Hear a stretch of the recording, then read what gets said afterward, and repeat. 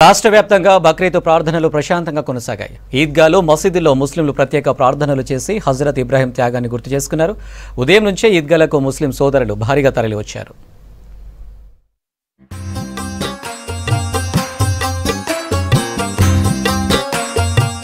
నల్గొండ జిల్లా మునుగోడు రోడ్డులోని ఈద్గాలో బక్రీద్ ప్రార్థనల్లో మంత్రి కోమటిరెడ్డి వెంకటరెడ్డి పాల్గొన్నారు.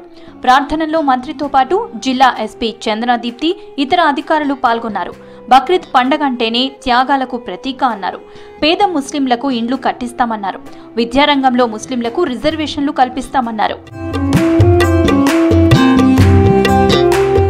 బక్రీద్ సందర్భంగా ముస్లిం సోదరులకు శుభాకాంక్షలు తెలిపారు మంత్రి పొన్నం ప్రభాకర్. హుస్నాబాద్ టౌన్ లో మార్నింగ్ వాకింగ్ టైంలో తన విషెస్ ను తెలిపారు.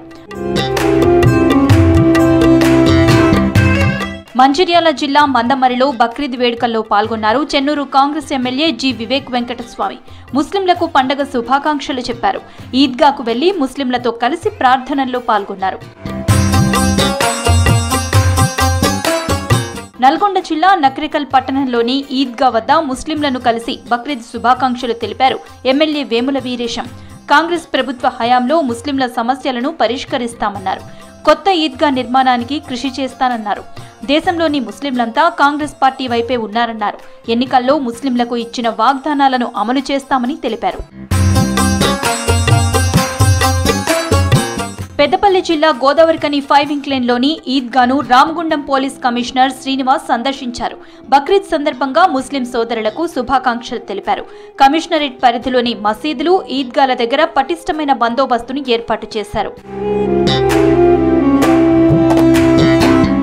ఉమ్మడి వరంగల్ జిల్లా వ్యాప్తంగా బక్రీద్ పండగ వేడుకలు ఘనంగా జరుపుకున్నారు ముస్లిం సోదరులు. హనుమకొండ జిల్లా బొక్కలగడ్డ ఈద్గాలో ముస్లింలు ప్రత్యేక ప్రార్థనలు చేసి హజరత్ ఇబ్రాహీం త్యాగాన్ని గుర్తు చేసుకున్నారు. ఈద్గాలకు ముస్లిం సోదరులు పెద్ద ఎత్తున తరలివచ్చారు. జీడబ్ల్యూఎంసీ ఆధ్వర్యంలో భారీ ఏర్పాట్లు చేశారు అధికారులు. ట్రాఫిక్ నియంత్రణతో పాటు భారీ బందోబస్తు నిర్వహించారు పోలీసులు.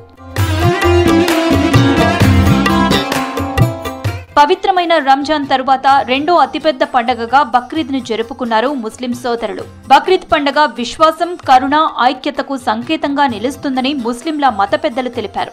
రాగద్వేషాలకు అతీతంగా అల్లా ఆశీస్సులు ప్రజలందరికీ ఎప్పుడూ ఉండాలని ప్రార్థించినట్లు చెప్పారు.